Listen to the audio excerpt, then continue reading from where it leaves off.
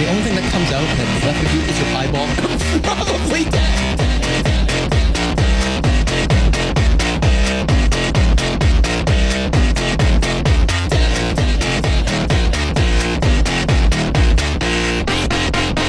You still got like this part of your finger left.